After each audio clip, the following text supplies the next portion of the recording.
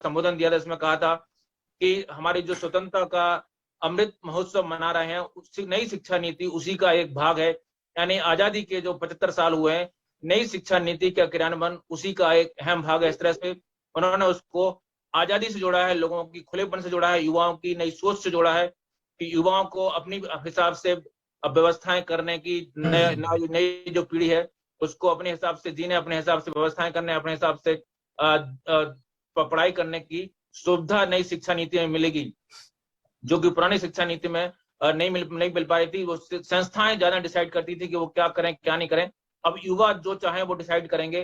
क्या सचमुच यही इसका नई शिक्षा नीति का मूल मंत्र है? अगर ये मूल मंत्र है तो हम इस दिशा में कितना आगे बढ़े हैं, और क्या आगे इस शिक्षा नीति को, क्योंकि एक साल हो गया और एक साल में सबसे ज्यादा कुछ बदला है तो वो शिक्षा मंत्री बदल गए हैं। एक सबसे बड़ा बदलाव तो ये हो गया है। लेकिन अब सबसे बड़ी बात है कि क्या शिक्षा मंत्री बदलने के बाद हम क्या उम्मीद कर रहे हैं आगे। मैं आपका इस पैनल में हमारे साथ पूरे देश से वरिष्ठ शिक्षा शास्त्रियों, वरिष्ठ एकेडमिक जो स्टेक होल्डर्स हैं और जो शिक्षा नीति के एक्टिविस्ट हैं वो जुड़ रहे हैं। मैं आपका परिचय कराता हूँ। हमारे साथ हैं अतुल कोठारी जी, जो कि शिक्षा, संस्कृति और उत्थान न्यास के राष्ट्रीय सचिव हैं। आप शिक्षा के क्षेत्र में लंबे समय से कार्य करते रहे हैं। आपका पूरे देश में आपको एक विशिष्ट आपकी पहचान है। हमारे साथ हैं प्रोफेसर बलराम पाणिनी, जो कि दिल्ली विश्वविद्यालय में कॉलेज ऑफ डीन है। आप केमिस्ट्री के प्रोफेसर हैं, केमिस्ट्री का विभाग में हैं आप वहां पर। हमारे साथ हैं प्रोफेसर निरंजन, जो कि दिल्ली विश्वविद्यालय से जुड़ रहे हैं। आप हिंदी के प्रोफेसर हैं और आपने अमेरिका में भी कुछ समय आपने अध्यापन किया है। इसके अलावा आप दिल्ली विश्वविद्यालय की जो एनईपी यानी नेशनल एजुकेशन पॉलिसी 2020 है उसके क्रियान्वयन के सदस्य भी हैं आप। हमारे साथ हैं प्रोफेसर राजेश कोठारी, जो कि इकपाई के जो राजस्थान चैप्टर है उसके आप वाइस चांसलर रह चुके हैं। इसके पहले आप पोद्दार इंस्टीट्यूट मैनेजमेंट के डायरेक्टर थे और फिलहाल आप तक्षशिला जो विश्वविद्यालय है, तक्षशिला इंस्टीट्यूट है, उसके आप उसमें आप एडवाइजर हैं। हमारे तक्षशिला बिजनेस स्कूल में एडवाइजर हैं। हमारे साथ हैं प्रोफेसर वंदना सक्सेना जी, जो कि दिल्ली विश्वविद्यालय की शिक्षा विभाग से जुड़ रही है, वहां प्रोफेसर हैं। आपका कम से कम 25 साल का आपका लगभग अनुभव है शिक्षा क्षेत्र का। हमारे साथ हैं RL मीना जी, जो कि राजस्थान विश्वविद्यालय के सिंडिकेट मेंबर हैं। आप केंद्रीय विश्वविद्यालय, दिल्ली विश्वविद्यालय में सभी जगह अध्यापन करते हैं। आपका भी 25 साल के आसपास करीब अनुभव है। तो हमारे पास लंबा अनुभव, लंबा अच्छा विजन रखने वाले समर्थ शिक्षाविद जुड़ रहे हैं। आप सभी लोगों का इस चर्चा में बहुत बहुत स्वागत है। सबसे पहले मैं आप लोगों से जानना चाहूंगा कि आप 2-2 मिनट में, 1-1 मिनट में बताएं कि नई शिक्षा नीति में आपके अनुसार क्या सबसे अहम चीज है। एक चीज, दो चीज आपकी नजर में सबसे अहम क्या है नई शिक्षा नीति को? आप किस तरह से देखते हैं कि एक वाक्य में, 2 वाक्य में, या फिर आप 1 मिनट में समझा सकें हमें। सबसे पहले मैं चाहूंगा अतुल कोठारी जी, आप बताएं कि आपके अनुसार नई शिक्षा नीति की सबसे अहम बात कौन सी है जी। इस शिक्षा नीति की जो सबसे महत्वपूर्ण बात है वो ये है कि ये शिक्षा नीति भारत केंद्रित शिक्षा नीति है। ये विद्यार्थी केंद्रित शिक्षा नीति है और इस शिक्षा नीति में एक समग्रता की दृष्टि की बात की गई है। और समग्रता की दृष्टि यही भारतीय दृष्टि है, जिसको अंग्रेजी में होलिस्टिक अप्रोच कहते हैं। तो ये प्रमुख विशेषता इस नीति की है और हर स्तर पर समाज के सभी वर्गों के उत्थान की बात इस नीति में की गई है। साथ साथ इस नीति में पहली बार भारतीय भाषाओं को सभी स्तर पर एक विकल्प के रूप में देखने का प्रयास किया गया है। सिर्फ देखने का प्रयास नहीं किया गया, लेकिन पहली बार इंजीनियरिंग की शिक्षा भारतीय भाषाओं में प्रारंभ होने जा रही है। तो ये भारतीय भाषाओं को भी आगे बढ़ाने की, मातृभाषा को आगे बढ़ाने की भी इस नीति में महत्वपूर्ण बात है। जी बिल्कुल। हमारे साथ प्रोफेसर राजेश कोठारी जी भी हैं, जो कि लंबा अनुभव रखते हैं, मैनेजमेंट का भी अध्ययन है, लंबा अनुभव है। कोठारी जी ने, अतुल जी ने कहा कि नई शिक्षा नीति भारत केंद्रित है, विद्यार्थी केंद्रित है, भारतीय भाषा केंद्रित है। एक तरह से ये भारत और विद्यार्थी केंद्रित हो गई है। आपके अनुसार राजेश जी, आप किस तरह से देखते हैं इस नीति को? स्वतंत्र जी, अब तक जितनी भी शिक्षा नीति हुई है वो सब भारत केंद्रित हुआ करती थी, पर पहली बार मेरे को लगा है जमीन से जुड़ाव और सामाजिक सरोकार से परिपूर्ण ये नीति है। ऐसा नहीं कि रीजनल लैंग्वेज में पहले पढ़ाई नहीं होती थी, पहले भी पढ़ाई होती थी सर। वो शायद पहली बार उसको हमने फॉर्मलाइज करने की कोशिश करी है। हर कोई मुझसे पूछे कि इस शिक्षा नीति का मूल मंत्र क्या है, मैं कहना चाहूंगा कि जमीन से जुड़ाव है आपका और सामाजिक सरोकार से परिपूर्ण है आपका। और सबसे अच्छी बात क्या इसके अंदर कि बंधन नहीं है इसके अंदर, और जो मन को अच्छा लगे। प्रोफेसर कोठारी आपके पास आएंगे। वंदना सक्सेना जी हमारे पास हैं, प्रोफेसर वंदना सक्सेना शिक्षा विभाग से हैं, दिल्ली विश्वविद्यालय की। प्रोफेसर वंदना, आपके अनुसार क्या कहेंगे आप 1 मिनट में, किस तरह से आप उसको वर्णित करना चाहेंगे नई शिक्षा नीति को? जी स्वतंत्र जी, मेरे लिए इस पॉलिसी का जो पहला सेंटेंस है वो बहुत इंपॉर्टेंट है। उसके अंदर ही इक्विटी इक्वालिटी की बात कही गई है, और सबसे मजेदार बात जो मुझे इस पॉलिसी में लगती है, जिसको देख के मैं इसकी तरह बहुत पॉजिटिवली इसके बारे में सोचती हूँ, उसका कारण ये है कि एजुकेशन को खाली ना रख के क्वालिटी एजुकेशन को साथ में लेके चला गया है। यानी कि शिक्षा में गुणवत्ता की जो चर्चा हम पिछले 7 दशकों में करते रहे, वो इसके पहले सेंटेंस में हमको देखने के लिए मिलती है। शिक्षकों की पूरी जो इसमें भूमिका देखी जा रही है, शिक्षकों को जिस तरह से एक स्वतंत्रता दी जा रही है कि वो अपने कक्षा क्षेत्र में किस तरीके से नई चीजों को आगे ला सकते हैं, क्या फ्लेक्सिबिलिटी है, अपने छात्रों के अनुसार अपनी कार्य प्रणाली को, अपनी पेडागोजी को लेकर आ सकते हैं। ये एक बहुत अहम मसला मुझे इसके अंदर दिखाई देता है। प्रोफेसर बलराम पाणी जी हैं, केमिस्ट्री के आप प्रोफेसर हैं और डीन ऑफ कॉलेज भी हैं ड्यू में। आपकी नजर में सर किस तरह से आप वर्णित करना चाहेंगे 1 मिनट में? कि अभी जो हम कहते हैं अपना फंडामेंटल राइट है जो सबको शिक्षा मिलना चाहिए, वो इसी शिक्षा नीति की वजह से सारी विद्यार्थियों को, सारी भारत का कोनों कोनों में जो रहते हैं उन्हीं को भी ये मिल सकता है, क्योंकि उसके अंदर भी डिस्टेंस एजुकेशन ये सबको रखा गया है।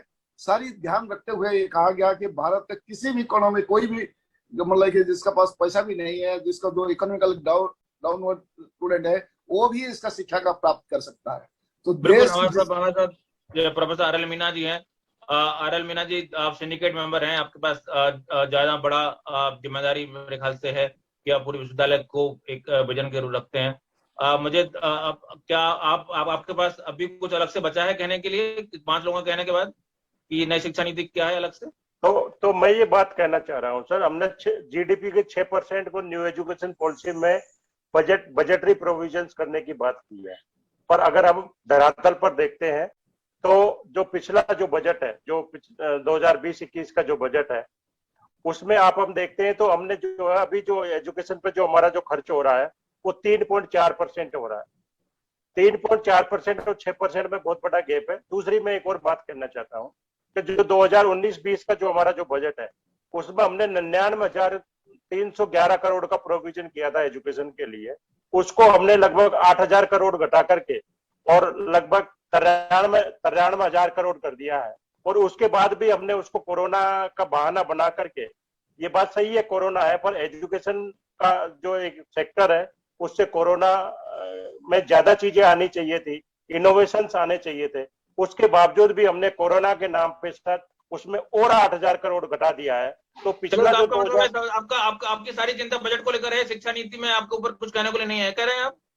नहीं, शिक्षा नीति में भी मैं कहूंगा सर, हमने 1 साल की जो बात कर रहे हैं ना, 1 साल की जो हम बात कर रहे हैं उस पर हम बात कर रहे हैं। हमारे साथ प्रोफेसर निरंजन है ड्यू में, जो आप लंबे समय से मैं देख रहा हूँ शिक्षा नीति पर लिखते भी आ रहे हैं। प्रोफेसर निरंजन, आप क्या कहेंगे इस नई शिक्षा नीति में सबसे खास बात आपकी नजर में क्या है? श्री नरेंद्र मोदी जी के आत्मनिर्भर भारत के स्वप्न से अनुप्राणित है ये राष्ट्रीय शिक्षा नीति। इस राष्ट्रीय शिक्षा नीति में पहली बार किया गया है कि न केवल स्कूली शिक्षा में जो अनिवार्य रूप से होगा 5वीं से 8वीं कक्षा तक, यशपाल कमेटी की रिपोर्ट थी कि आरंभिक शिक्षा मातृभाषाओं में दिया जाए। दौलत सिंह कठारी कमीशन की रिपोर्ट थी कि आरंभिक शिक्षा मातृभाषाओं में दिया जाए। हुआ क्या? संभव नहीं हो पाया। सरकारी स्कूलों में जरूर रहा। प्रोफेसर कुमार, मैं आपसे शुरुआत भी कर लेता हूं कि 1 साल में क्या हुआ। आपने कहा 3 चीजें कही कि छात्र हित है इसमें, ज्ञान की प्रसार की इसमें एक चेष्टा है, राष्ट्र हित है। ये तो किसी भी शिक्षा नीति में सर हो सकता है, किसी भी शिक्षा नीति में ये बात कह सकते हैं आप कि राष्ट्र सब में होता है, सब में ज्ञान की प्रसार की कोशिश होती है, सब में छात्र हित होता है। तो इसमें शिक्षा नीति में मतलब प्राण नीति में ऐसा नहीं था क्या? आप देखिए कि छात्रों को एकदम तरह से मुक्त रखने की एक कोशिश होगी। आप अमेरिका चले जाएं, यूरोप चले जाएं, वहां पर मैं अमेरिका के कई विश्वविद्यालय में मुझे पढ़ाने का अनुभव है। आप देखेंगे कि बैचलर लेवल पर वहां पर स्ट्रीम का बंटवारा नहीं होता है। यानी एक साइंस का विद्यार्थी भी चाहे तो ह्यूमैनिटीज के विषय पढ़ सकता है, कॉमर्स का विद्यार्थी भी चाहे संगीत की शिक्षा ले सकता है। आप कहेंगे इससे फायदा क्या होना, ये तो डाइल्यूट कर रहे हो आप। आपको मैं बता दूं कि इसके 3 फायदे होने हैं। पहला फायदा रोजगार के हिसाब से, जैसे ही लेकिन क्या एक आर्ट का विद्यार्थी इंजीनियरिंग पढ़ सकता है क्या? आपने बिल्कुल सही कहा कि ह्यूमैनिटीज का विद्यार्थी क्या साइंस के विषय कैसे पढ़ेगा 12th में जिसने किया, लेकिन ये ऐसे आप देखेंगे राष्ट्रीय शिक्षा नीति में एक बात कही है कि अगर किसी कॉलेज में कोई विषय ना हो पढ़ाने के लिए तो चाहे तो ODL that is open distance learning, वहां के माध्यम से आप दूसरे कोर्सेज या विषय ऑप्ट कर सकते हैं। किसी अन्य संस्थानों में ऐसे व्यवस्था की जानी चाहिए और की जाएगी जहां पर ह्यूमैनिटीज के विषय को किसी को अगर रुचि है कि मैं क्यों नहीं एनर्जी के बारे में जानूं, ऊर्जा की व्यवस्था कैसे होती है, सोलर एनर्जी क्या होता है, एनर्जी के उसके निर्माण में, उसके ऑपरेशन में वो, तो उसके लिए बहुत सारे जैसे इग्नू है और स्कूल ऑफ ओपन लर्निंग है, उन जगहों पर ऐसे कोर्सेज को हम डेवलप कर सकते हैं जहां पर वो ह्यूमैनिटीज के विद्यार्थी जो साइंस पढ़ना चाहें और अपने लेवल के, क्योंकि निश्चित रूप से 12th पास जो ह्यूमैनिटीज का विद्यार्थी है वो फिजिक्स का और साइंस का और इंजीनियरिंग के उस कोर्सेज के उस लेवल को नहीं पढ़ सकता है। उसके लिए लो लेवल का कोर्स, उसके लिए लो लेवल का कोर्स चाहिए, ठीक उसी तरह से जैसे मैंने आपको हिंदी का उदाहरण दिया। जी मैं आपके पास आऊंगा कोठारी जी। प्रोफेसर कुमार, एक और प्रश्न आपसे पूछना चाहता हूँ। आपने कहा कि सिर्फ भारत में नहीं पूरी दुनिया में पहली बार ऐसी नीति आई है। फिर आपने जब उदाहरण दिया तो आपने कहा कि दुनिया के विकसित देशों में, अमेरिका में जो व्यवस्था होती है वो BA लेवल बड़ी लचीली होती है, तो वो तो वहां पहले से है। अब आप कह रहे हैं कि भारत में पहली बार आई है, तो वो जो पहले से है वो भारत में पहली बार कैसे हो गई? नहीं, भारत में पहले इस रूप में आई है कि आजादी के बाद हमें इसकी छूट नहीं थी, बल्कि मैं कहूँ कि विदेशों से बहुत, मैं स्वतंत्र जी विदेशों से बहुत पहले भारत में ही थी। आपको मैं बताना चाहता हूँ, पढ़िए कादम्बरी का नाम आप सब सब लोग जानते हैं, कादम्बरी बाण भट्ट की जो कथा है, उसमें कादम्बरी में साफ साफ कहता है बाण भट्ट एक जगह कि 64 कलाओं की भारत में पहले थी, अब नहीं थी, फिर आ गई है, कह रहे हैं ना आप। लेकिन जो हम बात करें अमेरिका यूरोप से सिर्फ इम्पोर्टेड नहीं है, ये शुद्ध, जिसकी माननीय कोठारी जी बात करते हैं या डॉक्टर बलराम पणी जी बात करते हैं, शुद्ध भारतीय चीज है जो घूम फिर कर आज से 200 साल के बाद फिर लाने की एक कोशिश है। बिल्कुल। प्रोफेसर वंदना जी, मुझे संक्षेप में बताएं कि एक साल में क्या कदम उठाए गए हैं नई शिक्षा नीति को क्रियान्वित करने में? क्या क्या क्रियान्वित हुआ है? इसमें बहुत सारी चीजें हैं। इसमें एंट्री लेवल, एग्जिट लेवल की बातें हैं अलग अलग, इसमें अलग अलग आपके डिसिप्लिन की बातें हैं, इसमें आपके बोर्ड एग्जाम को ट्वीट करने मतलब चेंज किया गया है, बहुत सारी चीजें हैं। लेकिन हमने एक साल में कुछ भी होते नहीं देखा। मुझे तो नहीं लगता कि कोई भी बड़ी चर्चा हुई हो। सिर्फ हमने जब अभी याद आया जब प्रधानमंत्री मोदी ने भाषण दिया कि 1 साल हो गया, तब लगा अरे 1 साल हो गया, कुछ पता तो चला नहीं कुछ 1 साल क्या हुआ 1 साल में। जिस तरह के पाठ्यक्रम की अपेक्षा है, बदलाव की, टीचरों की, शिक्षकों की भूमिका जिस तरीके से बदलने की बात हो रही है इस पूरी पॉलिसी के अंदर, उसमें हम सभी को एक परिवर्तन की तरफ जब जाना है तो उस परिवर्तन की यदि बुनियाद मजबूत नहीं होगी तो वो परिवर्तन अचानक लगेगा और वो एक लंबे समय तक नहीं। आप ये कह रही हैं कि 1 साल तैयारियों में भी था, कुछ नया हुआ नहीं, तैयारी लागू नहीं हुई नीति, आप ये कह रही हैं? जी स्वतंत्र जी, मैं ऐसा नहीं कह रही हूँ। मैं ये कह रही हूँ कि जो तैयारी पक्ष इस वक्त गया है वो बहुत अहम था और वो इसकी बुनियाद को ज्यादा पुख्ता करेगा जब हम आगे आने वाले समय में। आप शिक्षाविद हैं, बिल्कुल दीक्षित शिक्षाविद हैं, मतलब बाकायदा आपने PhD हासिल किया है एजुकेशन में। मैं आपसे जानना चाहता हूँ कि 1 साल में क्या क्या लागू हुआ। शिक्षा नीति का फ्रेमवर्क आपने बताया कि ये फ्रेमवर्क था, हमारे सभी साथियों ने बताया, उनमें से कौन से पक्ष लागू हो गए, कौन से लागू नहीं हुए, कौन से पाइपलाइन में है, कौन से अभी लागू होनी है, किसकी तैयारी है, थोड़ा इस बारे में बता पाएंगे क्या हमें? शिक्षा क्षेत्र में जो टीचर एजुकेशन यानी शिक्षा प्रशिक्षण की जो पूरे कोर्सेज हैं उनके लिए बातचीत चालू हो चुकी है कि किस तरीके से वो चीज आगे प्रारंभ होगी और उस पे उसकी बुनियाद रखी जा चुकी है और उस पे हमारी काम जो है वो आगे बढ़ रहा है। उसी तरीके से हायर एजुकेशन को लेके जो हमारी कमिटमेंट थी कि हम किस तरीके से पूरे हायर एजुकेशन को एक कॉर्पस में लेके आना चाहते हैं, उस पे भी बहुत बुनियादी तौर पे और बहुत अच्छी पुख्ता तौर पे उस पे भी तैयारी चालू हो चुकी है। प्रोफेसर पानी, आप डीन ऑफ कॉलेजेस हैं ड्यू में, आपकी नजर में, कम से कम आपकी नजर में तो होगा कि ड्यू में क्या क्या चेंज आए हैं टेबल, तो आप हमें समझा सकेंगे क्या क्या हुआ एक साल ड्यू में इसमें व्यापक स्तर पर हमने इसका काम किया है, इसका टास्क फोर्स बनाया है और जितना ही कॉलेज दिल्ली यूनिवर्सिटी का अंडर में 64 कॉलेजेस है और सारी कॉलेज की अंदर नोडल एजेंसी और टास्क फोर्स ये जो इम्प्लीमेंट करने के लिए इसका ये सारी बताया गया। और अभी सबसे पहले कि ये न्यू एजुकेशन पॉलिसी है क्या, इस सबको अवेयरनेस देने के लिए हर एक कॉलेज में मतलब कि एक्सटेंसिव मैनर में हमने सबको वेबिनार सेमिनार करके सारी एक्सप्लेन किए हैं। इस वेबिनार में इसमें हमारा न्यू एजुकेशन पॉलिसी का फायदा क्या है, ये सारी के बताने का बाद अभी सारी कॉलेज तैयार है कि हमने किसी भी जो भी अगर हम कहेंगे इमीडिएटली हमने इम्प्लीमेंट करने के लिए हम तैयार है। प्रोफेसर निरंजन, आप बताना, आपकी रिकमेंडेशन आई है, प्रोफेसर वंदना ने रिकमेंडेशन किया है आपको कि आपके पास ज्यादा जानकारी है। इस जो मुक्ति जो शिक्षा देती है, यानी स्ट्रीम का बंटवारा खत्म होगा, नंबर केवल स्ट्रीम का ही बंटवारा खत्म नहीं होगा, आप एक कॉलेज से दूसरे कॉलेज में स्थानांतरण और एक विश्वविद्यालय से दूसरे विश्वविद्यालय से क्रेडिट कोर्स आप एक दूसरे से ले सकते हैं। उसकी दिशा में एकेडमिक बैंक ऑफ क्रेडिट का नोटिफिकेशन हो चुका है, वह टेक्नोलॉजी के लेवल पर यह स्थापित हो चुका है। एक आपको शुभ सूचना मैं देना चाह रहा था।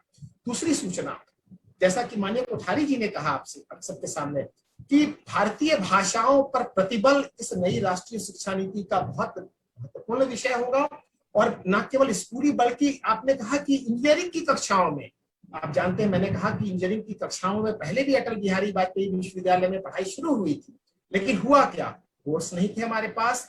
आपको मैं बता दूं कि आज ऐसा टूल हमने विकसित, भारत सरकार ने विकसित किया है कि 11 भाषाओं में इंजीनियरिंग के कोर्सेस उपलब्ध हैं। और आपको मैं बता दूं कि आगामी वर्ष में, आगामी एकेडमिक ईयर में 8 राज्यों के 14 कॉलेजेस में 5 भारतीय भाषाओं में, तमिल, बांग्ला, मराठी, तेलुगु और हिंदी में इंजीनियरिंग की पढ़ाई शुरू हो रही है। आपको मैं बता दूं कि जो एजुकेटर्स के ट्रेनिंग में सबसे महत्वपूर्ण होता है स्कूली शिक्षा, और स्कूली शिक्षा के लिए हमारा पूरा एक ऐप और वेबसाइट अभी लॉन्च हो चुका है निष्ठा नाम का, जिसमें 10 लाख शिक्षकों की ट्रेनिंग के लिए ऐप 64 मॉड्यूल बन चुके हैं, जिसके माध्यम से इसकी ट्रेनिंग की शुरुआत हो जाएगी। तो मित्रों, जहां पर हम 70 साल में बहुत कुछ नहीं कर पाए, 1 साल में सारा कुछ कर लोगे, इतना भी उम्मीद नहीं करनी चाहिए। धन्यवाद। ऐसा है स्वतंत्र जी? जी, आपके पास से आ रहा था। मैं चूंकि ये सब लोग तो बाहर से, अंदर से देख रहे हैं, आप बाहर से देख रहे हैं, आपको क्या लगता है कितना कुछ? मैं बाहर से नहीं देख रहा हूँ, मैं बहुत अंदर से देख रहा हूँ सारी बातें। जी, मैं देश भर में इस शिक्षा नीति के क्रियान्वयन इम्प्लीमेंटेशन के लिए काम कर रहा हूँ। मैं पहली बात यह है कि मानव संसाधन विकास मंत्रालय का नाम बदलकर शिक्षा मंत्रालय हो गया है, ये पहली बात हो गई है। दूसरी बात, यूजीसी, इससे फर्क क्या पड़ा सर? इससे क्या फर्क पड़ा? सुनिए, आप प्रश्न मत खड़ा करिए। आप कह रहे हैं कि क्या परिवर्तन हुआ, इसलिए मैं बता रहा हूँ। पर मेरा नाम अतुल है और कुछ और नाम बदल दिया जाए तो कोई परिवर्तन नहीं होता है क्या? फर्क नहीं पड़ता है मुझे? नहीं, तो फर्क पड़ता है, लेकिन उसका मतलब उद्देश्य क्या था? मेरा मतलब है, इसका उद्देश्य ये है कि भाई शिक्षा केंद्रित बात होगी। ये मानव संसाधन विकास मंत्रालय, मनुष्य कोई संसाधन नहीं है। मनुष्य हमारी भारतीय कल्पना में संसाधन नहीं है, एक जीवित प्राणी है मनुष्य।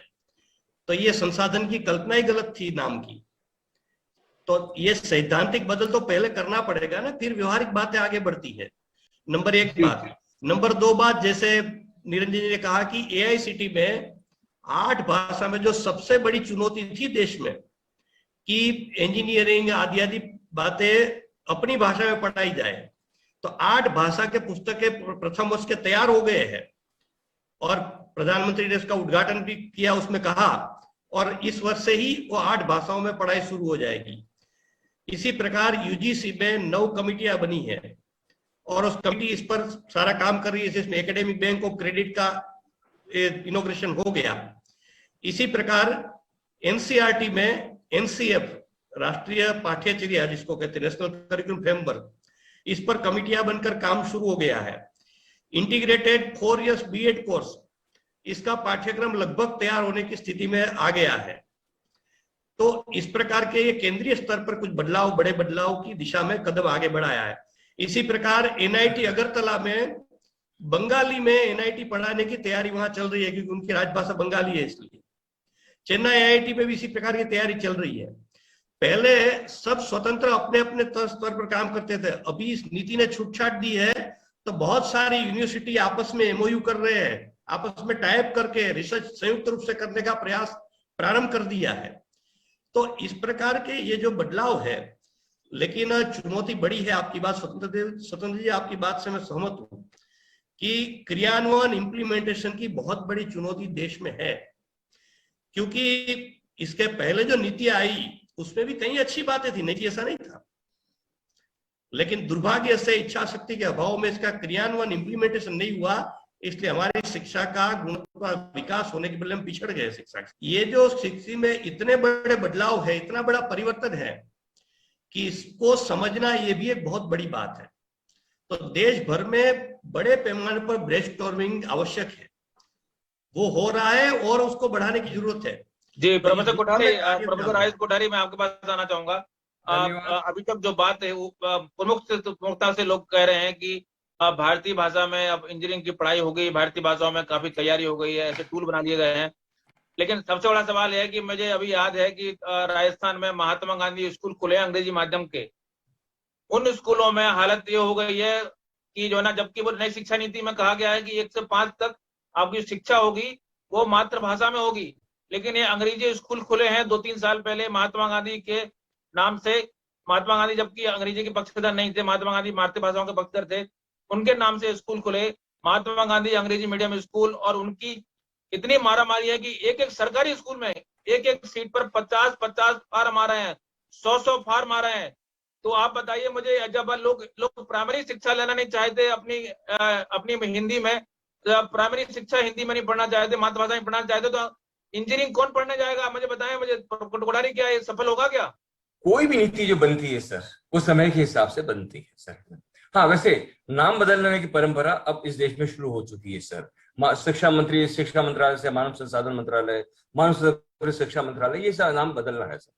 बिल्कुल बात सही है, बहुत बड़ा एक चैलेंज है, एक चुनौती है, एक बदलाव है, पर उस बदलाव को लागू करने के लिए, उस बदलाव को आत्मसात करने के लिए जो मेरा माइंडसेट चाहिए, वो शायद 1 साल में हम उसको नहीं कर पाए। हो सकता है बहुत बढ़िया ग्राउंड वर्क कर रहे हो, हम बहुत बढ़िया फाउंडेशन काम कर रहे हो, बहुत ऐप डेवलप कर रहे हैं, हम खुश इस बात से हो रहे हैं कि तमिल का बच्चा तमिल के अंदर इंजीनियरिंग कर रहा है। अरे तमिल का बच्चा तमिल में इंजीनियरिंग कर तो लेगा, मार्केट में क्या कोई इसको एक्सेप्ट करेगा क्या? क्या कंपनी वाले भी अपने सारे प्रोग्राम तमिल में कन्वर्ट करेंगे क्या?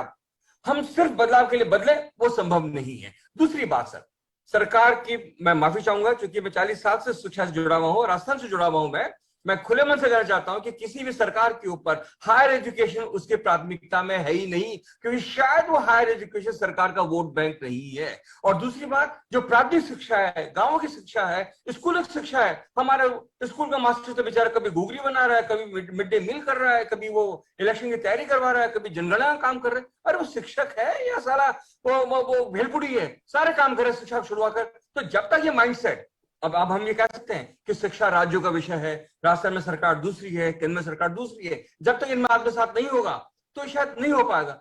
जब सरकार एक सी थी तो भी हमारी शिक्षकों की दिशा में बदलाव नहीं आया। सिर्फ और सिर्फ पॉलिसी ऊपर से आ जाए, शब्दों का चयन हम अच्छा कर लें, हम कभी बाबा अंबेडकर साहब को याद कर लें, कभी गांधी जी को याद कर लें, उससे बदलाव आने वाला नहीं सर। बदलाव की पहली कड़ी वो बच्चा है जो शिक्षा का अर्थ नहीं जानता। बदलाव की दूसरी कड़ी वो शिक्षक जो गांवों में अपने 2 जून की रोटी नहीं कर पाता, उसको वो आपके साथ नहीं है सर। बेचारे को ट्रांसफर, गांव जयपुर है, ट्रांसफर कर दिया बाढ़ में, वो उस ट्रांसफर की जरूरत में जोड़ा बड़ा है। मैं नहीं कह रहा, पॉलिसी बहुत अच्छी है सर, और हिंदुस्तान की, मैंने आपको एक प्रोग्राम फिर कहा है, खासियत है अच्छी पॉलिसी बनाने की। कोठारी, लेकिन आप जो कह रहे हैं ये भी कोई नई बात नहीं है, ये भी लोग सवाल उठाते आ रहे हैं। सवाल आप जो कौन सी नई बात कर रहे हैं? अभी तो कोई बात सोल्यूशन क्या है? परिवर्तन यह है कि एक बदलाव की शुरुआत हुई है सर, एक बदलाव की शुरुआत हुई है, एक माइंडसेट में चेंज आना शुरू हुआ है। ये बदलाव कोई 2 मिनट की मैगी नूडल नहीं है कि आपने इधर डाला और लोग शिक्षित हो गए। आप समय कोशिश करिए, ये बदलाव 2 मिनट मैगी नूडल नहीं है सर, ये बदलाव समय लेगा, बशर्ते सरकार यही कंटिन्यू करे, बशर्ते जिनकी जिम्मेदारी है वो कहे। अगर सत्ता बदलती है तो शिक्षा नीति में बदलाव बिल्कुल संभव है, जो कि हम देख चुके हैं। मानव संसाधन शिक्षा मंत्रालय बन गया और ये बदलाव जरूरी है। आपने मेरी बात का जवाब नहीं दिया। मैं पूछ रहा हूँ, महात्मा गांधी अंग्रेजी स्कूलों में जो एडमिशन की मारामारी हो रही है, आप अगर हिंदी को प्राथमिक शिक्षा में नहीं पढ़ना नहीं चाहते तो लोग हायर एजुकेशन में पढ़ने क्यों जाएंगे? नहीं जाएंगे ना। तो हमें इस बात को सोचकर खुशी होना चाहिए ना कि हमने तमिल में इंजीनियरिंग पढ़ा दी, हमने मराठी में इंजीनियरिंग कर दी। फिर तो व्यर्थ की कहावत हो गई ना। आपने जो देखिए, आप सुनिए, बीना जी बताएं। राजेश जी यही तो कह रहे हैं जो आप कह रहे हैं। नहीं तो फिर मैं यही तो कह रहा हूँ, फिर अगर सुनिए नहीं अतुल जी, स्वतंत्र जी जो आप कही जा रहे ये इसको बोलते हैं कॉस्मेटिक चेंजेस, है नहीं, ये दिखावे के चेंजेस हैं। हिंदी में पढ़ा दिया, उर्दू में पढ़ा दिया, तमिल में पढ़ा दिया। अरे भाई जो बेसिक माइंडसेट है, आज आप देखिए इंजीनियरिंग में जो गिरावट आ रही है एडमिशंस के अंदर, वो किस और की इंगित कर रही है हमारे यहाँ। सिर्फ एक कंप्यूटर साइंस ब्रांच को छोड़ दीजिए, मैं राजस्थान की बात कर रहा हूँ, मैं दिल्ली की बात नहीं करता, मैं तमिल की बात नहीं करता, मैं आंध्र की बात नहीं कर रहा, सिर्फ एक कंप्यूटर साइंस ब्रांच को छोड़ दीजिए, बाकी सारी ब्रांचेस के हालात चुप नहीं। आप उसको तमिल में पढ़ाइए, हिंदी में पढ़ाइए, उर्दू में पढ़ाइए, उसका कोई मतलब नहीं है। जब तक मेरा पढ़ा हुआ विद्यार्थी या शिक्षित या शिक्षार्थी को आउटलेट नहीं मिलता रोजगार के अंदर, समय रोजगार के अंदर, आप उसको किसी भाषा में पढ़ा लीजिए, उससे बहुत ज्यादा हम माइलेज पालेंगे, मुझे इसमें संदेह है। अतुल जी, मैं आपके पास फिर से आना चाहूंगा। अतुल जी, कि जब हम पहली बात तो मुझे आप एक कैटेगरी रूप में बताएं कि महात्मा गांधी अंग्रेजी माध्यम के स्कूल राजस्थान में खुले हैं, वो आपको लगता है क्या कि वो नई शिक्षा नीति का उल्लंघन करते हैं क्या? नीति की जब बात करते हैं, हमने हर विषय को सब विषय के साथ मिलाकर देखने से काम नहीं बनेगा। नीति में तो क्या बदलाव सैद्धांतिक रूप से, शासकीय रूप से, प्रशासनिक रूप से, इंफ्रास्ट्रक्चर के रूप में क्या बदलाव करना है, इसी की बात होती है। फिर इसको क्रियान्वित करना, इम्प्लीमेंटेशन करना, ये एक पक्ष है। दूसरी बात है कि हिंदी में, तमिल में या अन्य भाषाओं में वो इंजीनियरिंग पढ़े, इससे कोई फर्क नहीं पड़ता। ये बात दुनिया में हर देश में अपनी अपनी भाषाओं में इंजीनियरिंग, मेडिकल सारी पढ़ाई होती है, और ये बिल्कुल पूरी वैज्ञानिक दृष्टि है। तो अभी सैद्धांतिक रूप से बात स्वीकार हुआ, 14 कॉलेजों ने शुरू करने का प्लानिंग बनाया, ये पहला कदम है। हम कहे कि हमको तीसरी मंजिल पर जाना है और जंप लगाकर हम पहुंच जाए, तो ये संभव नहीं है, न चढ़ पाएंगे और सर भी टूटेगा। एक एक कदम आगे बढ़ने की बात होगी। आज प्राथमिक शिक्षा में क्यों भीड़ लगी हुई है अंग्रेजी माध्यम में? क्योंकि सब अभिभावक जानते हैं कि हायर एजुकेशन इंग्लिश में है, प्रतियोगी परीक्षाएं अंग्रेजी में है, शासन प्रशासन से सारा काम अंग्रेजी में चलता है, तो कहां जाए बेचारा आदमी। इसलिए मजबूरी में वो इंग्लिश मीडियम के पीछे लगा हुआ है। तो ये जो बदलाव है, ये समग्रता से बदलाव की बात करनी पड़ेगी, सिर्फ एक स्तर पर बदलाव की बात नहीं चलेगी। तो सर, शासन प्रशासन में बदलाव दिख रहा है क्या आपको? बदलाव हाँ बिल्कुल है। मैं आपको बताऊं कि आज से 7-8 साल 10 साल पहले मंत्रालय में जाते थे दिल्ली में, तो हिंदी में बात करने के लिए लोग तैयार नहीं थे। आज बदलाव शुरू हो गया, आज कई मंत्रालयों में हिंदी में काम शुरू हो गया है। तो ये बदलाव प्रारंभ हो गया है, नहीं हुआ ऐसा नहीं है, समय लगेगा, एकदम सब जगह बदलाव नहीं होगा, लेकिन बदलाव प्रारंभ हो गया है। नई शिक्षा नीति का एक और अहम पक्ष है कि जो शिक्षकों की नौकरी है, वो नौकरी किस तरह से बदल रही है। मीना जी, आप कुछ प्रकाश डालेंगे इसके ऊपर? देखिए, दिल्ली से का जो चश्मा है उससे पूरे देश को नहीं देखा जा सकता है। मैं भी दिल्ली यूनिवर्सिटी में रहा हूं और काफी अच्छे रिजल्ट्स वहां पे दिए, पर उससे मैंने 20 गुना अच्छे रिजल्ट राजस्थान में आकर के दिए। बिल्कुल। आपको मैं बात कहना चाहता हूं, जो राजेश जी कह रहे हैं कि ये देखिए कॉस्मेटिक जो चेंज है ना, इससे हमारा भला नहीं होने वाला है। नाम बदलने से काम नहीं चलेगा, काम बदलने से काम चलेगा। काम करना पड़ेगा हमको धरातल पर। आप ये बताइए, जो टीचर्स 2018 में 6 लाख टीचर्स की वैकेंसीज थी, वो 2020 में 10,39,000 की हो गई है। मतलब हमारे 10,39,000 टीचर्स की वैकेंसीज खाली है। अब आप राजस्थान को देखिए, राजस्थान में 20% स्कूल ऐसे हैं जिसमें 1-1, 2-2 टीचर्स हैं। महात्मा गांधी जी ने 1937 में कहा था कि एक शिक्षक के साथ 25 बच्चे मैक्सिमम होने चाहिए। क्या हमने शिक्षक छात्र के अनुपात पर कभी ध्यान दिया है? क्या हमने शिक्षक छात्र अनुपात पर ध्यान तो हम कहां से दे पाएंगे? हमारे जो शिक्षकों के पद खाली पड़े हुए हैं, केंद्र सरकार की बात कर रहे हैं, प्राइमरी एजुकेशन की।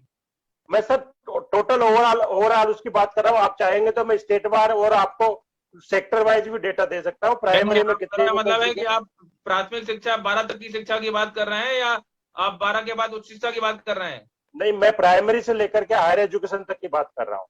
ऐसा कुछ नहीं है सर, ऐसा ये जो है, ये शिक्षा का जो चेहरा बिगाड़ने के लिए ये पॉलिसी आई है। सच बात तो कुछ मैं आपसे बात बताता हूँ।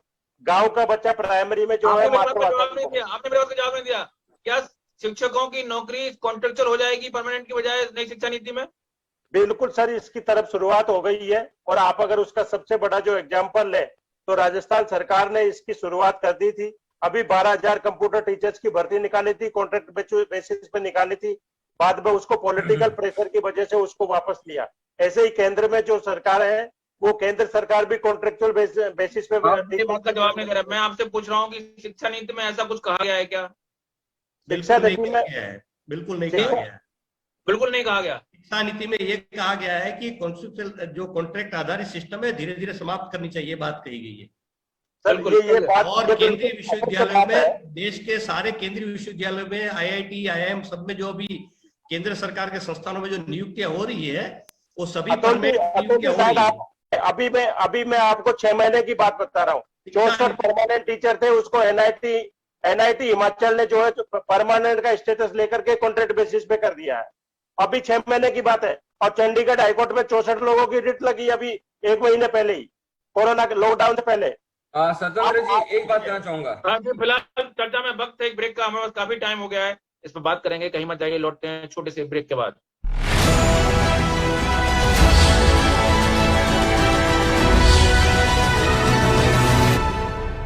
हर सदस्य यहाँ सुनाएगा बदलाव की कहानी, क्योंकि परिवार ही है हमारी जिंदगानी। बदल रहा है परिवार, नया होगा हर बार। राजस्थान पत्रिका की बेहद लंबे समय से पाठक हूँ और परिवार परिशिष्ट मेरा पसंदीदा है, जिसका कारण है इसमें आने वाली छोटी और बड़ी उपयोगी जानकारियाँ। मैं पत्रिका अखबार रेगुलर पढ़ती हूँ और खास करके इसका जो परिवार अंक है मुझे बहुत ही पसंद है। इस अंक में बहुत अच्छे इन्फॉर्मेशन रहते हैं, खास करके महिलाओं ने कैसे संघर्ष करके एक मुकाम को हासिल किया है। महिलाएं जब गर्भवती होती हैं तो उन्हें कैसे रहना चाहिए, क्या खाना चाहिए, क्या पहनना चाहिए, यहाँ तक कि कौन से ब्यूटी प्रोडक्ट इस्तेमाल करने चाहिए, ये सब इस मैगजीन में बताया जाता है। इसकी जो महत्वपूर्ण बात है वह है एक आदर्श जीवन, आदर्श परिवार को बनाने के लिए जो आवश्यक जीवन मूल्य हैं उनकी जानकारी इसके माध्यम से बहुत ही प्रेरक कहानियों के माध्यम से, प्रेरक जीवनियों के माध्यम से पाठकों को उपलब्ध करवाई जाती रही है। आपका अपना परिवार परिशिष्ट हर बुधवार। पढ़ते रहिए पत्रिका।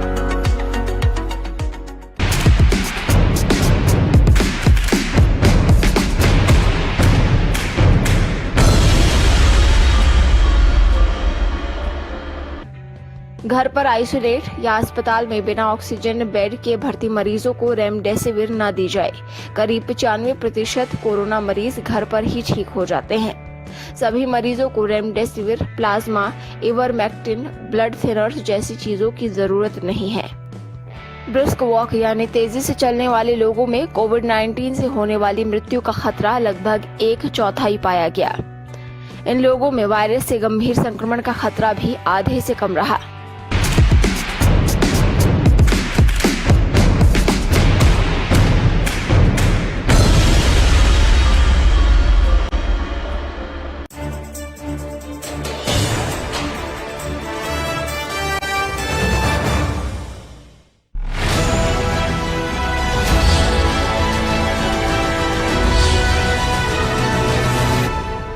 ब्रेक के बाद आपका स्वागत है। हम बात कर रहे थे कि नई शिक्षा नीति में सबसे ज्यादा चर्चा हो रही है बार बार मल्टी डिसिप्लिनरी अप्रोच की हो रही है।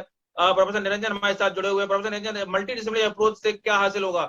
आप कह रहे हैं कि जो इंजीनियरिंग के छात्र हैं वो पढ़ लेंगे साहब, हो सकता है कॉमर्स पढ़ लें, आर्ट पढ़ लें, लेकिन आर्ट वाला क्या इंजीनियरिंग पढ़ पाएगा? ये तो जो है ना मतलब वन वे ट्रैफिक हो गया है। तो ट्रैफिक ही नहीं रहा।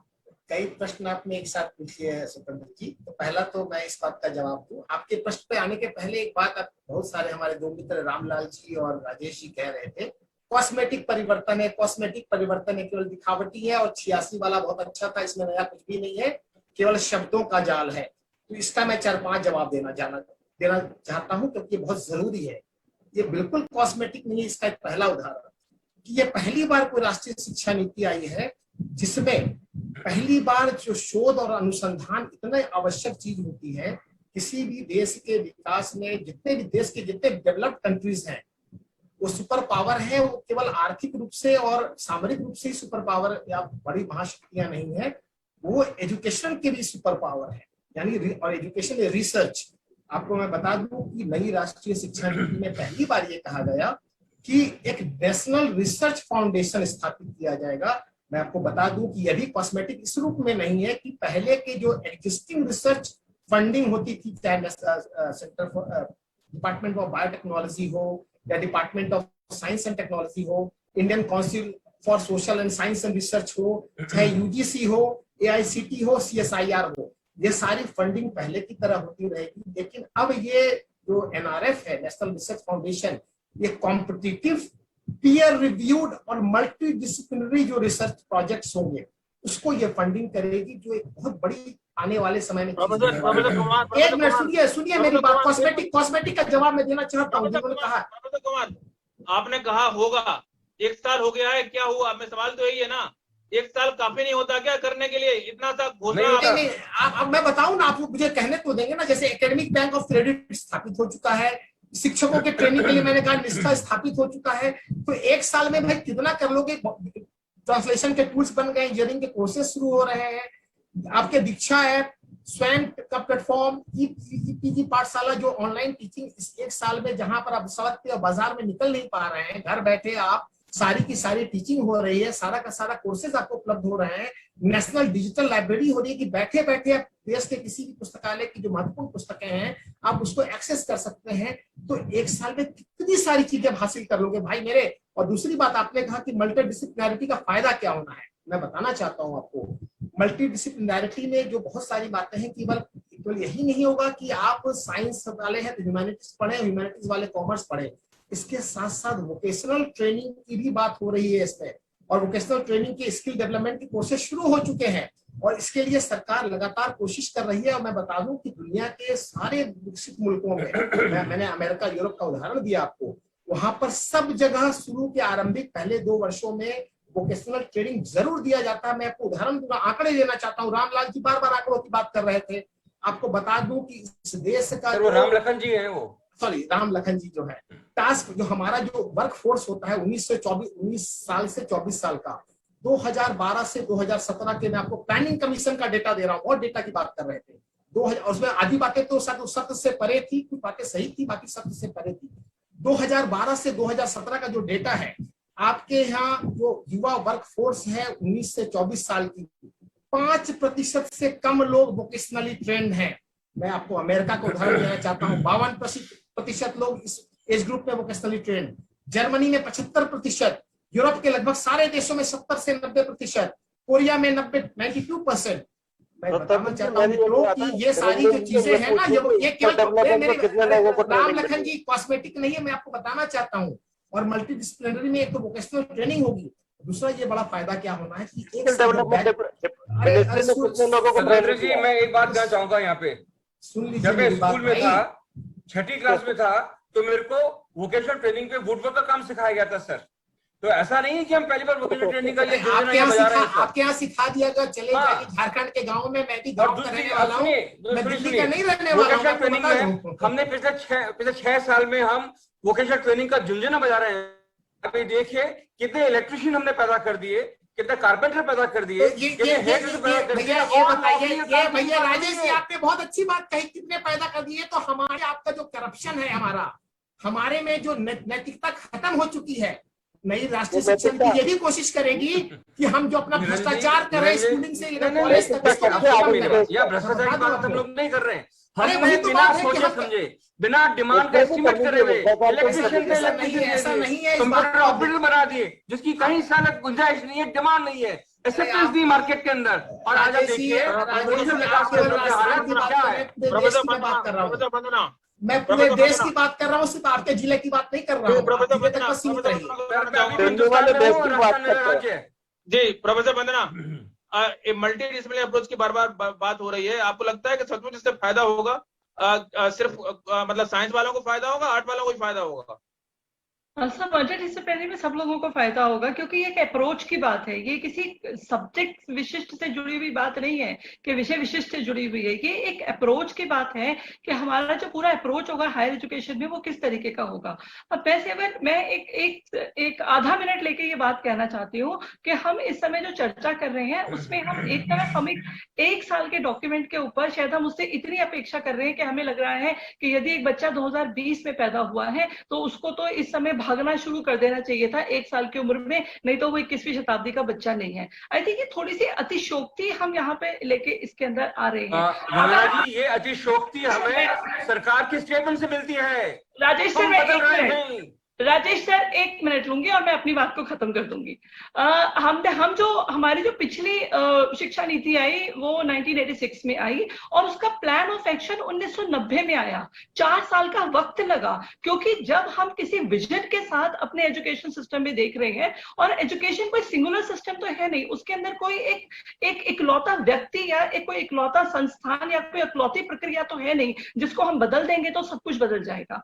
राजेश जी ने बहुत बेहतरीन बात कही है कि ये सोच का मसला है, लोग किस तरह सोच रहे हैं, उनकी मानसिकता में किस तरह का परिवर्तन आएगा, ये एक बहुत अहम मसला है। मानसिकता कैसे बदलिएगा 1 साल के अंदर, तो उसके लिए जिस तरह के परिवर्तनों की आवश्यकता है, जिस तरह का कम्युनिटी पार्टिसिपेशन हमें चाहिए, डिफरेंट सेगमेंट्स चाहिए। हम यहाँ बात कर रहे हैं कि हम कम्युनिटी को साथ में लाके बात कर सकते हैं, ये पॉलिसी बात कर रही है। मेरे को नहीं पता, अगर कोई ये कहता है कि नहीं ये तो पहले भी बात होती थी, मैं भी सरकारी स्कूल से पढ़ी हूँ और मुझे पता है कि सरकारी स्कूल का क्या परिवेश होता था 70 के दशक में। लेकिन जब हम आज की तारीख में बात करते हैं तो 1970 में यदि मैं सरकारी स्कूल में गई तो मैं 1990 में अपने बच्चे को सरकारी स्कूल में क्यों नहीं भेज पाई, एक शिक्षाविद के चलते। ये मेरे लिए एक अहम सवाल है और वो सवाल प्रोफेसर राम के बात से भी जुड़ा हुआ है कि यदि हमने संसाधनों को वहां पे नहीं जोड़ा तो उनके साथ जो गुणवत्ता का मसला था उस पर हमेशा एक सवालिया निशान लगता चला गया। तो हम इतनी गंभीर मसले पे जब हम बात कर रहे हैं और जब हम एक पॉलिसी की बात कर रहे हैं तो पॉलिसी के इम्प्लीमेंटेशन में पहली बात तो मेरी अपनी समझ, जो मैं एज अ टीचर कह रही हूँ, मैं एज अ रिसर्चर कह रही हूँ, मेरी अपनी समझ ये है कि इम्प्लीमेंटेशन में यदि जल्दबाजी होगी तो हम कुछ इस तरह की फिर से गलतियां करेंगे जिनके बारे में हमने पहले से नहीं सोचा होगा। तो हमें इम्प्लीमेंटेशन पे जो हमें वैचारिक स्तर पे चर्चा करनी है या हमें जो तैयारी करनी है उसके बारे में बात करनी बहुत जरूरी है। 2010 का राइट टू एजुकेशन जब यकायक हमने इम्प्लीमेंट कर दिया तो हमें नहीं पता था, स्कूल तैयार नहीं थे 1 अप्रैल 2010 को कि वो स्कूल को कैसे इंक्लूसिव कर देंगे। तो जब चीजें यकायक लागू हो जाती हैं किसी भी प्रेशर के तहत तो उसमें एक तरह का अभाव हमेशा रहता है। क्या 2010 का राइट टू एजुकेशन आज सारे बच्चों को स्कूल के अंदर लेके आ पाया है? नहीं लेके आ पाया, क्योंकि बुनियादी तैयारी नहीं थी। आज भी बच्चे स्कूल से बाहर हैं, स्कूल के अंदर आते हैं, छोड़ के बाहर चले जाते हैं और उसका बुनियादी कारण यह है कि स्कूल के साथ वो अपने आप का उनका जो जुड़ाव है वो नहीं बन पा रहा। प्रोफेसर सक्सेना, मैं आपसे जानना चाहता हूं कि शिक्षा नीति में कहा गया कि 5 तक की शिक्षा मातृभाषा में दी जाना चाहिए। मैं तो सिर्फ इतना पूछना चाहता हूं कि ये क्या प्रैक्टिकल है क्या? प्रैक्टिकल तो है, प्रैक्टिकल ना होने का कोई मसला नहीं है, लेकिन एक विरोधाभास भी है इसके अंदर, क्योंकि हमारी जो लैंग्वेज में जो रिसर्च है, अगेन आप कहेंगे कि मैं निरंजन सर को रेफर कर रही हूँ पर वो भाषाविद है तो मैं इसलिए कह रही हूँ। ये भी एक हमारे पास रिसर्च है कि बच्चा जितना छोटा होता है उसकी भाषा सीखने की क्षमता उतनी ज्यादा होती है। तो इसके ऊपर एक विचार हमें इसके ऊपर चर्चा करनी पड़ेगी कि यदि हम प्राइमरी एजुकेशन को केवल होम लैंग्वेज में लाते हैं, मदर टंग से थोड़ा परेशानी है क्योंकि अब माँ की भाषा परिवार की भाषा नहीं होती है, तो परिवार की भाषा को यदि हम लेकर आते हैं एक माध्यम की तरह या समुदाय की भाषा को लेकर आते हैं तो उसका आगे किस तरीके से उसका जो पैसेज चार्ट होता है, जो उसका जो हम बना रहे हैं वो किस तरीके से बना रहे हैं। एक सेकेंड, हमारे पास स्कूल है क्या उसके लिए? आपको लगता है कि स्कूलों में स्वतंत्र जी एक छोटी सी बात जोड़ना चाहूंगा मैं। आपने कहा कि 5वीं के बाद पढ़ाई एक भाषा में करे, बाद में स्विच ओवर करता है, तो मैं आपको उदाहरण दे दूं कि भारत के सर्वश्रेष्ठ विद्यालयों में से एक है सरदार वल्लभ भाई पटेल स्कूल दिल्ली में, और उस स्कूल में 5वीं तक की पढ़ाई हिंदी माध्यम में होती है। उसके बाद वो अंग्रेजी में धीरे धीरे स्विच ओवर करते हैं। और मैं आपको बता दूं कि मैं दिल्ली विश्वविद्यालय में पढ़ा रहा हूँ, हालांकि दिल्ली विश्वविद्यालय में मैं विद्यार्थी नहीं रहा, इसके पहले अमेरिका और JNU अलीगढ़ मुस्लिम यूनिवर्सिटी और राजस्थान, आपके राजस्थान में 2 साल पढ़ा चुका हूँ राम लखन जी। तो मैं कहना चाह रहा था कि सरदार पटेल स्कूल के विद्यार्थी अरे सुन लो भैया, मेरी बात सुन लो। सरदार पटेल स्कूल के विद्यार्थी दिल्ली विश्वविद्यालय की सबसे अच्छे विद्यार्थियों में काउंट किए जाते हैं। न केवल शिक्षा की दृष्टि से, उनकी अंग्रेजी हिंदी दोनों पर जबरदस्त कमांड होती है, ज्ञान बहुत श्रेष्ठ होता है और संस्कार के रूप में बहुत महत्वपूर्ण होते हैं। एक और बात छोटी सी कहना चाहूंगा, बार बार इम्प्लीमेंटेशन की बात करी, सरकार क्या कर रही है क्या नहीं कर रही है। 1 साल की बात मैं बता दूं कि education is in concurrent list और उसके इम्प्लीमेंटेशन की ज्यादा बड़ी जिम्मेदारी राज्य सरकारों पर है। केंद्र सरकार नीतियां बनाएगी, ऊपर के इंफ्रास्ट्रक्चर आपको प्रोवाइड करेगी, लेकिन राज्य सरकारों की ज्यादा बड़ी भूमिका है इसमें। इस पर भी थोड़ा सोचने विचारने की आवश्यकता है। धन्यवाद। जी राजेश जी, आपको लगता है कि जो जिस तरह के स्कूल की बात कर रहे हैं उस तरह के स्कूलिंग सिस्टम में हमें पहुंच पाएंगे हम कि जो ना सभी जगह मातृभाषा 5 तक की शिक्षा हिंदी में दी जाए, मातृभाषा में दी जाए? देखिए, जो अभी इंफ्रास्ट्रक्चर अवेलेबल है सर, उससे शिक्षा मिल जाए वो ये बहुत बड़ी बात है। मातृभाषा पितृभाषा तो बहुत दूर की चीज है सर, ठीक है। और जो जिसको शिक्षा देनी है पहले वो खुद शिक्षित हो जाए कि मुझे क्या पढ़ाना है, किसको पढ़ाना है, क्यों पढ़ाना है, ठीक है सर। शाब्दिक रूप से बात अलग है, व्यवहार में रूप अलग है, ठीक है। 70 साल में हम यहाँ तक पहुंचे हैं, 70 साल 10 साल 15 साल और दूसरे पार्टियों की भी है, उसमें हम लोग शामिल कर लेते हैं सुविधा के साथ। सर हम लोग सब लोग इसी पढ़ के निकले हैं सर, ऐसी बातें मत करें, क्योंकि हम लोग सब इसी पढ़ के निकले हैं। हाँ, तो क्या हम अच्छे नहीं है क्या? तो इधर हम अच्छे हैं तो मतलब हम इसी से पढ़ के निकले हैं, तो ऐसा तो नहीं है कि हमारे पास शिक्षक नहीं है। नहीं, हम अच्छे हैं तो फिर बदलाव क्यों कर रहे हैं आप? ये तो मैं समझना चाहता हूँ आपसे। जब हम अच्छे हैं, हम यहाँ तक पहुंच गए, तो फिर बदलाव की गुंजाइश क्यों कर रहे हैं आप लोग सर? और अच्छा करना है, इसलिए चर्चा और कर रहे अच्छा हैं। करना है। नहीं, हम इसलिए चर्चा कर रहे हैं इसको और अच्छा करने का ये प्रयास है। क्या अच्छा करने का है सर? क्या अच्छा करने का? सरकार राज्य की है, सरकार केंद्र की है, बजट एलोकेशन धीरे धीरे कम होता जा रहा है। सरकार किसी की भी हो, हमने क्या करा है, यूजीसी को 4 टुकड़ों में बांट दिया। चलो साहब, सरकारें आती हैं, कोई जोड़ता है, कोई तोड़ता है, कोई बेचता है, कोई खरीदता है। तो सरकार के चाल चलन पे हम लोग चलेंगे तो कहीं नहीं पहुंचेंगे। ये समाज को ही ये जिम्मेदारी लेनी पड़ेगी, और समाज को वही मिलता है जो समाज का हकदार होता है, उसका अधिकारी होती है। कोई भी सरकार बदलाव का प्रतीक नहीं होता। सुन लीजिए मेरी बात, कोई भी सरकार बदलाव का प्रतीक नहीं होता। प्रतीक होता है कौन? मैं या आप। और आप और मैं अभी रोजी रोटी के जुगाड़ में बैठे हुए हैं। ये खामखा बदलाव की बात हम नहीं करें तो बेहतर है। नमस्कार। प्रोफेसर कोठारी, मैं ये कह रहा हूँ कि अभी पूनम जी ने कहा कि जब वो स्कूल में पढ़ती थी तब स्कूलों का चेहरा कुछ और था, सरकारी स्कूलों का, अब चेहरा कुछ और है। चीजें बदल गई हैं, इसलिए हम कह रहे हैं कि अब हमें अरे सर, क्या बदल गया है? क्या बदल गया है? आदमी पहले भी 2 आंख और 2 कान से पैदा होता था, आदमी उसी स्वरूप में पैदा हो रहा है। गांधी जी ने कहा था 37 बच्चे में चाहिए बच्चा, उसमें 2 आंखों के पीछे जो है वो बदल गया है, जो आप बोल रहे हैं। नहीं बदला है सर, कुछ ही नहीं बदला। आइंस्टीन ने एक बहुत बड़ी बात कही है, सुन लीजिए। आइंस्टीन ने बहुत बड़ी बात कही है सर, सुन लीजिए आप सब लोग। ऐसा नहीं है कि साहब ये कोई अजूबा हो गया हो, पर क्योंकि हमारी जिंदगी में पहली बार हो रहा होता है, हमें बड़ा अजूबा सा लगता है। बाकी कभी कुछ नहीं बदलता और न बदलेगा। बदलना जिसे हम लोग कहते हैं, कुछ भी नहीं बदला सर। पहली बार आपकी शादी होगी, आप लोग तो कितना अजूबा हो गया। अरे भाई, आपकी शादी पहली बार थोड़ी हुई थी सर। समझिए मेरी बात को। बाद में करते रहेंगे। कोठारी जी, मैं आपसे अतुल जी, आपको लगता है कि प्राथमिक शिक्षा सभी स्कूलों में राज्य तैयार होंगे कि उनकी मातृभाषा में, क्या हमारे पास संसाधन होंगे कि सभी स्कूलों में टीचर ट्रेंड करें, फिर सभी स्कूलों में उसका पाठ्य पुस्तक तैयार करें, फिर वो इतने सारे स्कूलों में अलग अलग भाषाओं में शिक्षा दें? ये क्या प्रैक्टिकल है क्या? ऐसा है कि अभी भी 70% विद्यालयों में अपनी अपनी भाषा में शिक्षा दी जा रही है। हाँ, ये एक पहली वास्तविकता है। ये कोई नई बात नहीं है। ये तो पिछले स्वतंत्रता के बाद जो एक वातावरण देश में बनाया गया कि इंग्लिश में पढ़ने से ही सब कुछ होगा, इसका ये परिणाम है आज। इसलिए इसमें कोई कठिन बात है नहीं, धीरे धीरे बदलाव आएगा। दूसरी बात यह है कि हमने ये विचार करना चाहिए कि वैज्ञानिक दृष्टि से जो बात सही है वो हमने करना है कि हमने दूसरी बात पर जाना है। पूरी दुनिया में भाषा वैज्ञानिकों के जितने अध्ययन, रिसर्च, शोध है, उसका एक ही निष्कर्ष है कि शिक्षा तो मातृभाषा में होनी चाहिए। सर, लेकिन बहुत पहले से शोध नए नहीं है, बहुत पहले से सारे शोध ही कह रहे हैं। वही मेरा कहना है कि इसलिए ये इसको इम्प्लीमेंट करने की बात अभी की जा रही है। पहले भी इम्प्लीमेंट था, नहीं था ऐसा नहीं है, मैं नहीं कह रहा हूं नहीं था।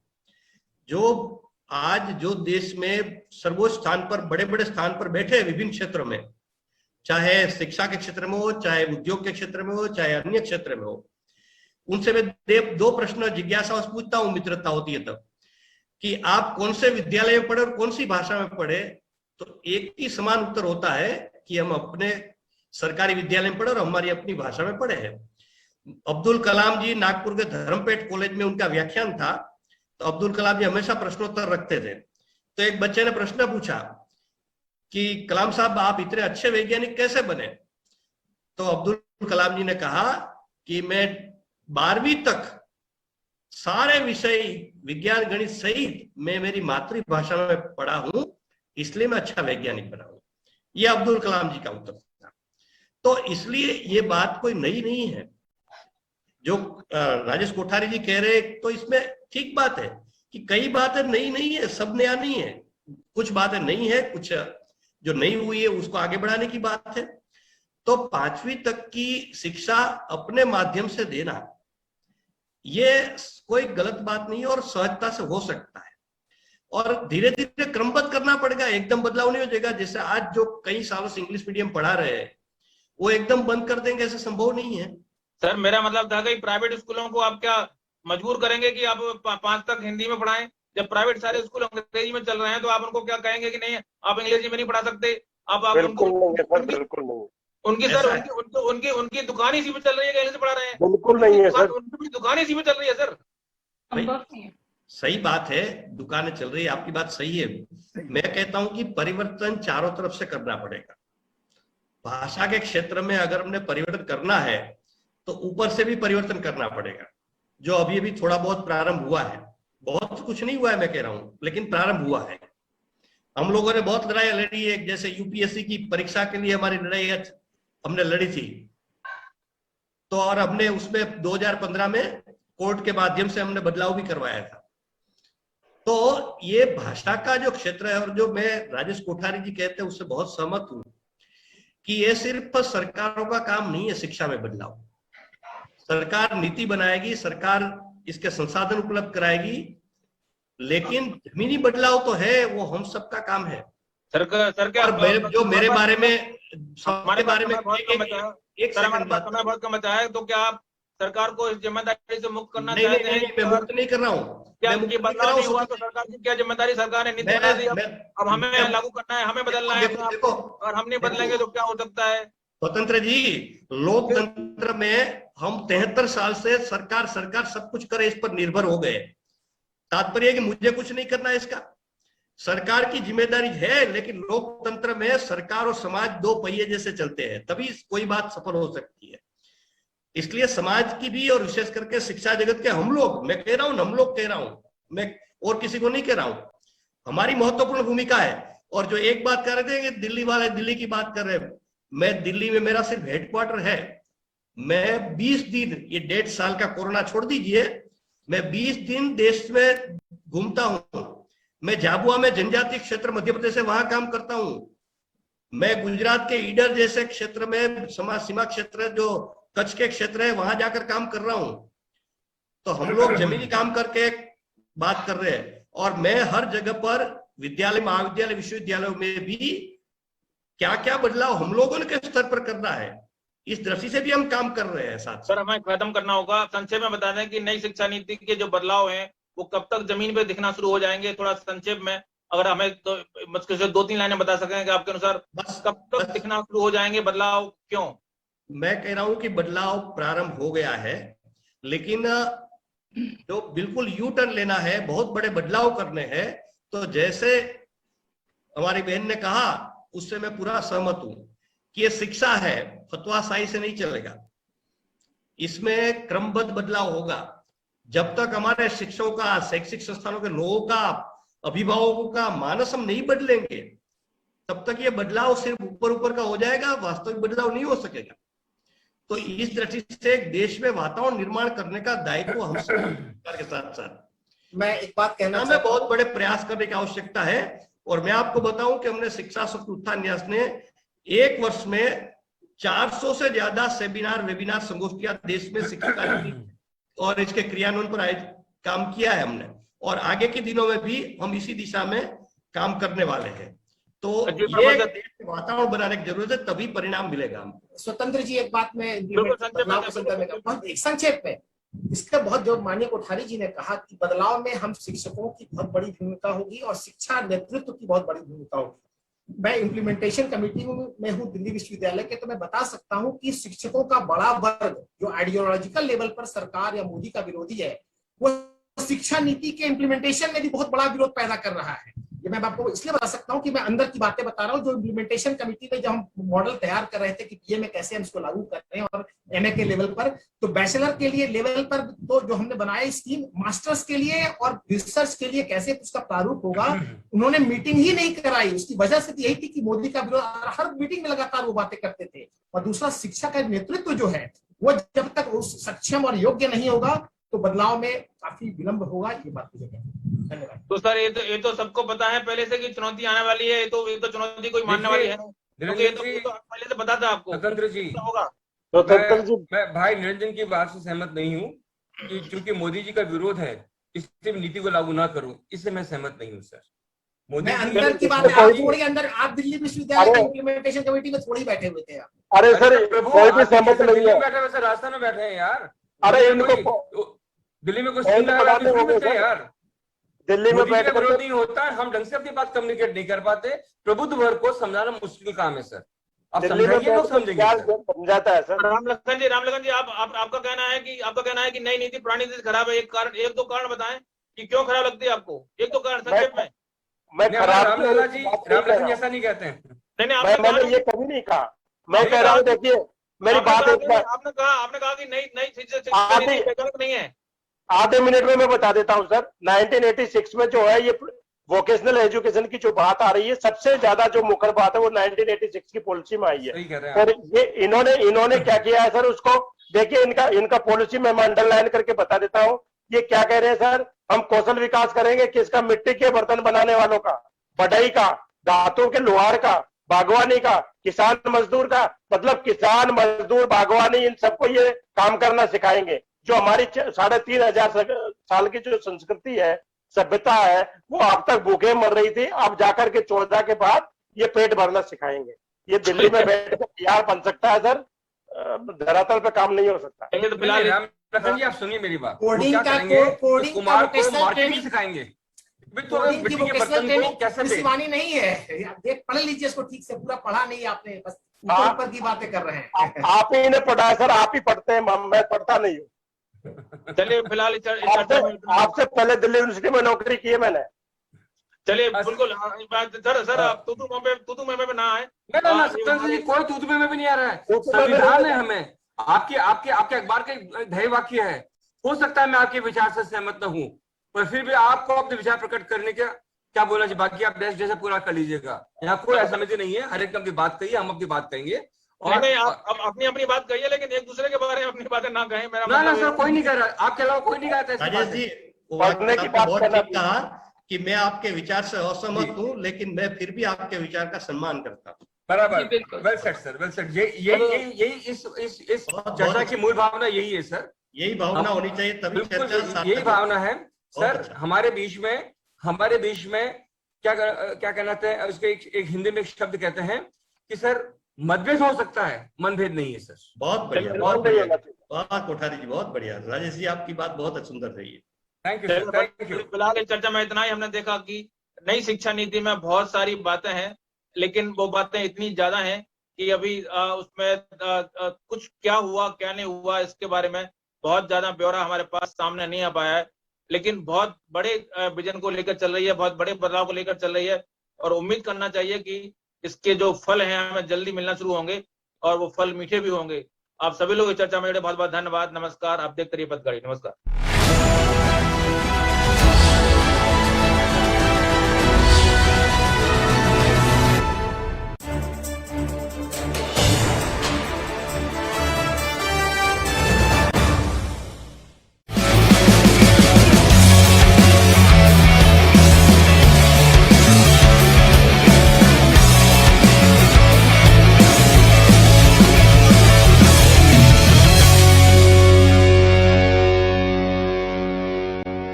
नमस्कार।